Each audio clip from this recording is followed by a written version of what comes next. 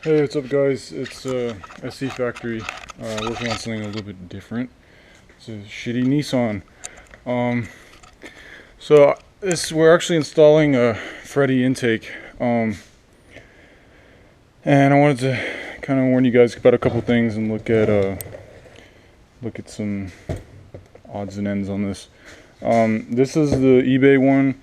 The first thing is that this does not fit. This is for the water jacket. If you look on the forums, people will tell you JB weld. What I wanted to do was sand this down because it looked like it has a polish or something on it. Get it down to bare metal so the JB weld seals. That's one thing. This injector rail is not lining up correctly. The factory spacers that they give you, which are these little plastic pieces, are too small. I might just have to torque it down or something. This one was polished. I've not gotten to the throttle body yet. I need the gasket and such.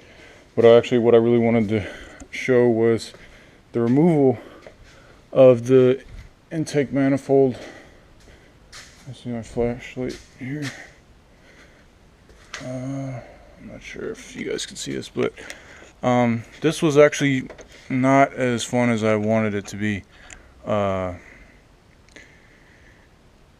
don't want to say JZ's easier because the JZ has a fucking harness that runs through here that's pretty much a bitch.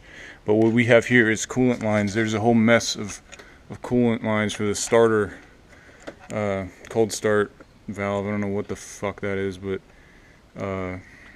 what wind up freeing the manifold is releasing the little clamps for the hoses down underneath here. This fucking Ursula, Little Mermaid fucking looking coolant routing they have. And that freed it up so I could get it out, and I'm still working on doing the one in the very back and then get ready to put the Freddy intake on. The main point of this video was talking about this. There's also lots of little brackets and stuff that you're gonna have to do, and as well as this not cold start, this is the IAC intake air. I'm pretty sure the wires are gonna have to be extended to install this. The clips are here, they're normally on this side, and I just realized, I was thinking about it, and these two plugs need to be extended to use this.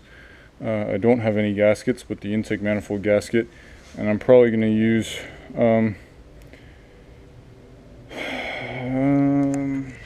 fucking sealant, or if I can get a Q45 gasket for that, that would be nice. I also need throttle position sensor. The factory TPS does not work. So that's it. I mean, not too bad, but we'll see when it's done.